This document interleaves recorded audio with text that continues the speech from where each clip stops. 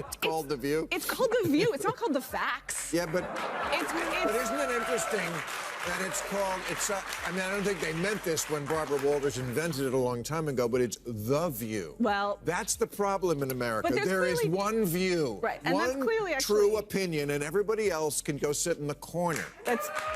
Bill Maher and Megyn Kelly recently verbally attacked Sunny Hostin in such a vicious manner that it may need a UN probe. She was drinking tea on the Vista with assurance one moment, and next she was face-planting into her cards in a figurative manner. What transpired on live television had her blinking as if she had seen her Wi-Fi bill come up, since this confrontation had more turns than a reality show produced by interns high on caffeine. They're disgusting. She's Anna Navarro, in your wildest imagination, you could never solo host a show. You will only ever make it as part of an ensemble, and you could never hope to achieve the success that Tucker Carlson has. So you can sit in your little cheap seats all day long and enjoy your little negative henpecking, but your careers are going nowhere, and Tucker is about to dominate. Two individuals who have never needed a reason to be direct, Bill Maher and Megyn Kelly, decide they've had enough of Sunny's intellectual hegemony. When Megyn Kelly's cold, collected analysis and Maher's dry, scorched-earth sarcasm collide, Sunny's soapbox suddenly begins to resemble a rickety IKEA stool. The whole event resembled an intellectual demolition derby rather than a discussion, one in which the others brought bulldozers and Sunny had a glitter glue stick. I want to talk about Whoopi Goldberg because I got so many texts this week because she attacked me the week before. Sure. So she was, everybody was like, oh, Bill, I get you're enjoying the karma. First of all, I'm going to talk about this at the end of my show next week, teaser. But there is no fucking thing as karma, okay? Get over that. Whoopi attacks me on a regular basis. She says stupid shit on a regular basis. They just happen to coincide. But can I just... Let's begin with Sunny's preferred activity. Using her legal degree from the School of Smug as a weapon at this point, her qualifications are almost permanently branded on her forehead. Professional finger-wagger and former federal prosecutor, but let's face it, as a lawyer, you can be absolutely sure that everything that follows will either be blatantly wrong, painfully apparent, or just plain annoying. Sunny is able to accomplish all three at once. It's like a legal TED lecture where all the moral superiority is there, but none of the facts are. That hot mess that they air in the mornings, called The View, had to issue not one, not two, not three, but 4 corrections, legal corrections, 4 legal notes. Not to mention what they did at that debate, where once again, they tried to fact check only one side, and then when their fact checks got fact checked, they cowered. They cowered in fear. I mean, this is a pattern with them. Sunny's ability to transform almost any subject, from TikTok trends to the ideal mayonnaise storage temperature, into a discussion on racial injustice is what makes her so endearing. She was able to make a statement about structural oppression while watching a dog rescue. It's like seeing a human-powered Twitter.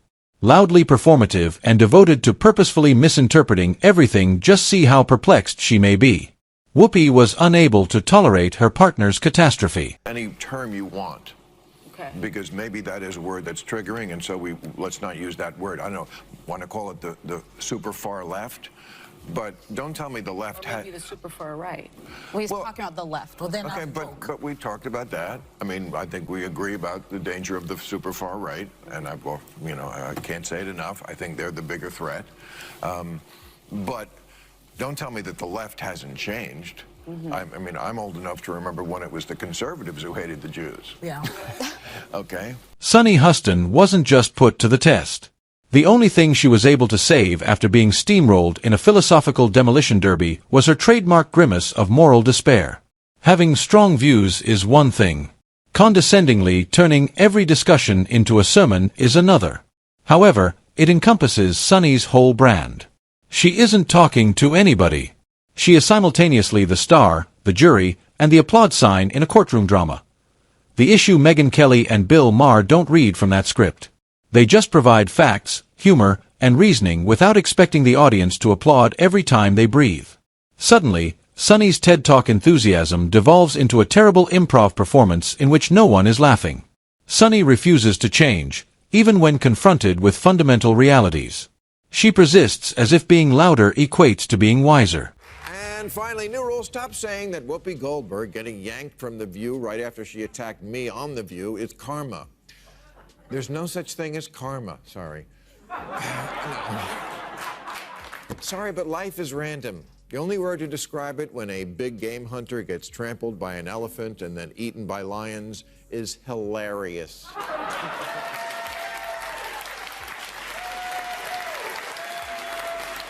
With the detached pleasure of a professor assessing yet another freshman essay titled Why I'm Always Right, Maher, seasoned and unconcerned with her well-worn pattern, didn't need to interrupt. Her speech fell apart. Sunny pushed herself farther into a rhetorical hole filled with overdone anger, jargon, and the distinct smell of self-congratulation with each sanctimonious breath.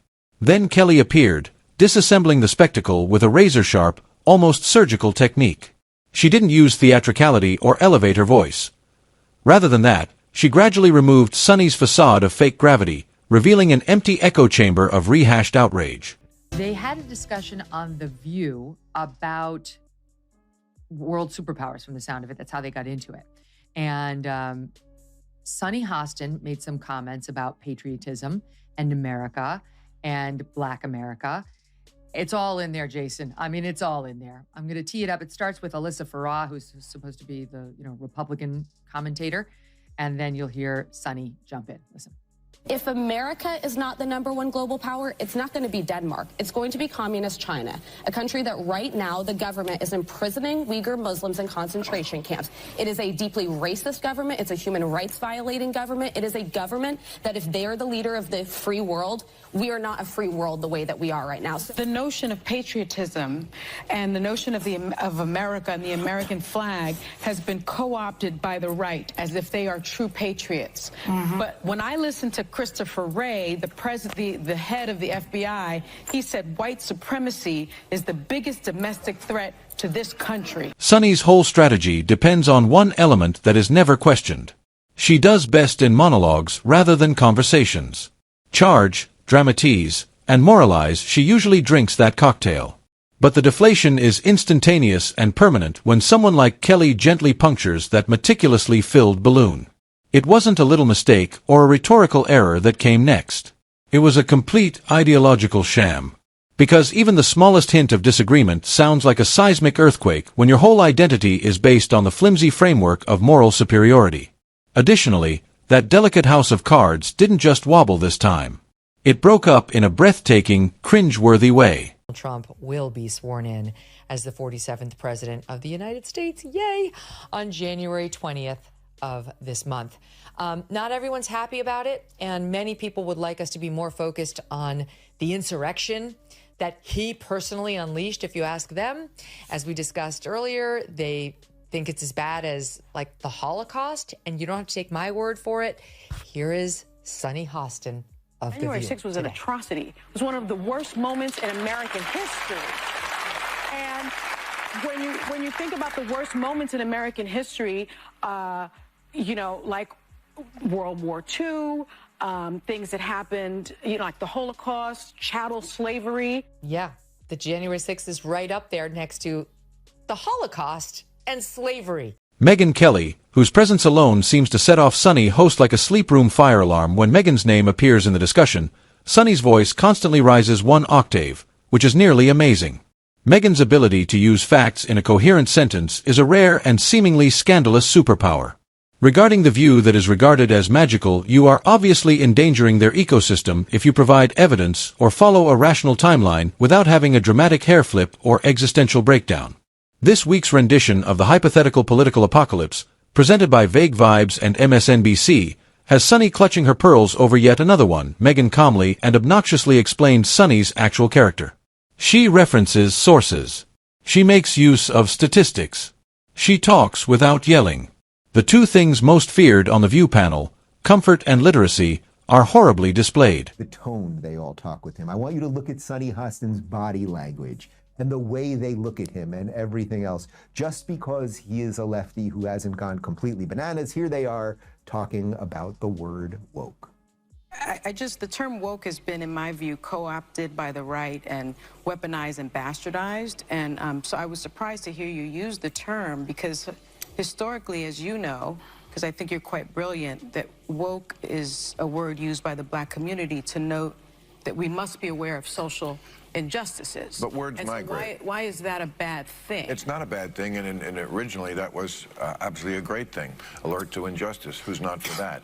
But words do migrate. Megyn Kelly, whose very presence seems to set off Sunny Host like a slumber room fire alarm. It's almost amazing how often Sunny's voice elevates when Megyn's name appears in the chat window. Megyn's ability to use facts in a coherent sentence is a rare and seemingly scandalous superpower. Regarding the view that is regarded as magical, you are obviously endangering their ecosystem if you provide evidence or follow a rational timeline without having a dramatic hair flip or existential breakdown. This week's rendition of the hypothetical political apocalypse, presented by Vague Vibes and MSNBC, has Sunny clutching her pearls over yet another one. Megyn calmly and obnoxiously explains Sunny's actual character. She references sources. She makes use of statistics. It's a terrible demonstration of poise and literacy, the two qualities most dreaded on the View panel, as she talks without yelling. Take notice of the tone in which they all speak to him. I want you to look at Sunny Hostin's body language and the way they look at him and everything else just because he is a leftist who hasn't gone entirely crazy here. They are talking about the word awake. I think the term woke has been, in my opinion, co-opted by the right and weaponized and bastardized, and so I was startled to hear you use the phrase because historically, as you know, because I think you're fairly clever, that awake is a word used by the black community to note that we must be conscious of social injustices, but words migrate. Why is it a terrible thing? It's not a negative thing, and originally that was completely a great thing. Alert to injustice, words do travel, but who is against that? It's not a fair battle. Sunny is out here with emotional outbursts, smoke bombs, and interpretative dance routines that represent oppression, while Megyn's quietly deconstruct the narrative structure with precision-guided missiles of reason.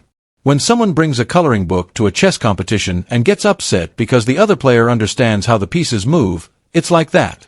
You could feel Sunny's neurons short-circuiting in real time. Every time Kelly brought up something rooted in data logic or history, Sunny's only line of defense was to withdraw inside her angry castle. It's similar to hearing someone claim that systematic unfairness is equivalent to 2 + 2 and then get irate when someone takes out a calculator. How dare you bring maths into this? Is what you half expect her to scream. Not to mention Sunny's battle with humor.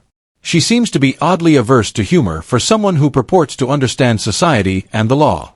She views satire as emotional attack and sarcasm as hate speech. Whoopi Goldberg was angry when Alyssa pointed out that Trump went to the funeral of Officer Diller. Yes. On Long Island, and Joe Biden went to a podcast. Look at Whoopi Goldberg's reaction. Choose what you like there, but for Republicans, it was good imagery. Really? One day later, yes. And I'm asking that because I was so offended because you know who showed up. Yeah. And he was, whether he was asked or not. This is a man who didn't care what happened to the officers on January 6th. She promotes Joe Biden and Kamala Harris every day on that show. Trump wasn't supportive enough of the cops who were, yes, in danger on J 6th. How does that explain their behavior on a daily basis? Even in 2025, this woman still doesn't understand that comedians are by definition supposed to make fun of everyone. It's their job. It's like going into a bakery and being furious that they sell bread. But every time Mara takes a breath, it's like expecting Bill Maher to refrain from making fun of famous personalities. Sunny, the host, behaves as if someone read aloud from her middle school journal, complete with doodling and that one unsuccessful poetry about justice, while standing on a table. How dare he, she exclaims, clutching her pearls, as if personal offense were suddenly a legitimate counterargument in a humorous monologue.